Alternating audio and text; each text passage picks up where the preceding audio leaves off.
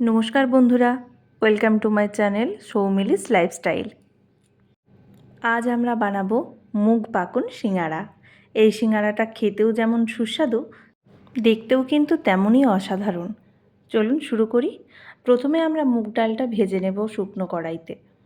তারপর একটা কুকারে জল গরম করে ওতে সামান্য পরিমাণ নুন, হলুদ গুঁড়ো আর সামান্য পরিমাণ লঙ্কা গুঁড়ো দিয়ে আমরা মুগ ডালটা সেদ্ধ করে নেব। এরপর আমরা কিছুটা সেদ্ধ করে রাখা আলু ম্যাশড করছি।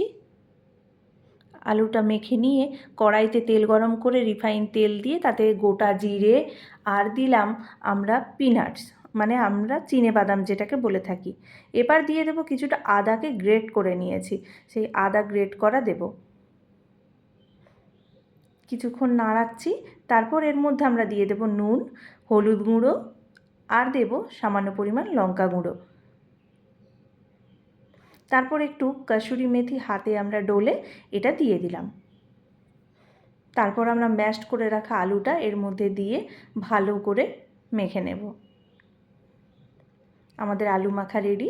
এটা তুলে রেখে দিচ্ছি। এবারে ওই কড়াইতেই আমরা সেদ্ধ করে রাখা মুগ ডালটা ঢেলে দেব। মুগ ডালটা ফুটে এলে ওর মধ্যে 1 কাপ মতো ময়দা অ্যাড করছি। এবার ঘন ঘন এটাকে নাড়াতে থাকবো। নাড়িয়ে এটা একটা আটার ডোয়ের মতো তৈরি করে নেব। দেখুন আমি ঘন ঘন এটাকে সমানে চালিয়ে যাচ্ছি। এবার এটাকে কিছুক্ষণ ঢাকনা দিয়ে রেখে দিলাম। একটু ঠান্ডা হলে একটা পাত্রে নিয়ে তার মধ্যে ঢাকা দিয়ে রেখে দিলাম। কিছুক্ষণ পর ঢাকনা খুলে ঠান্ডা হয়ে গেলে ওটাকে আমরা হাতে মেখে নেব। একদম আটা যেমন মাখানো হয় বা ময়দা তেমনই মেখে নেব।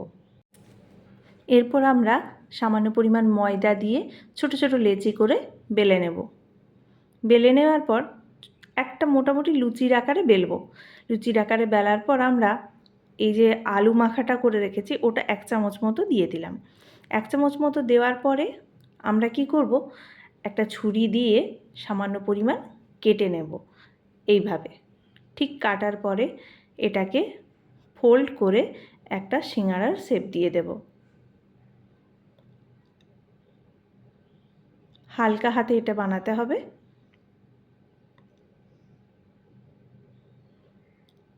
আমি হয়তো সিঙ্গারার শেপটা খুব ভালো দিতে পারি না, যারা সিঙ্গারা মুড়তে সঠিক জানেন তারা করে নেবেন।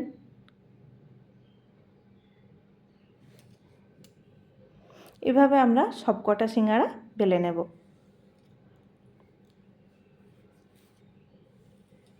আমার সব সিঙ্গারা বেলা হয়ে গেছে। এবার কড়াইতে তেল গরম করে, তেলটা খুব বেশি গরম হবে না, তারপর আমরা সিঙ্গারাগুলো ছেড়ে দিচ্ছি।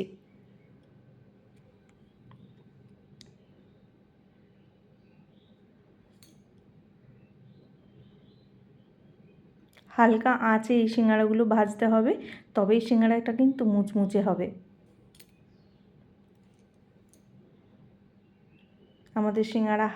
আমাদের সিঙ্গারাগুলোতে হালকা হালকা লাল রং আসতে শুরু করেছে। এগুলোকে আরও কিছুক্ষণ ভেজে নিয়ে তারপর আমরা তুলব।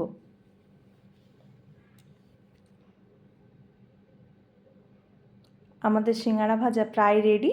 এবার আমি সিঙ্গারাগুলো কড়াই থেকে তুলে নিচ্ছি। তৈরি আমাদের মুগ পাকুন সিঙ্গারা। যদি আমার ভিডিওগুলি ভালো লাগে আপনারা লাইক করবেন, কমেন্টস করবেন এবং আমার চ্যানেলটি সাবস্ক্রাইব করবেন।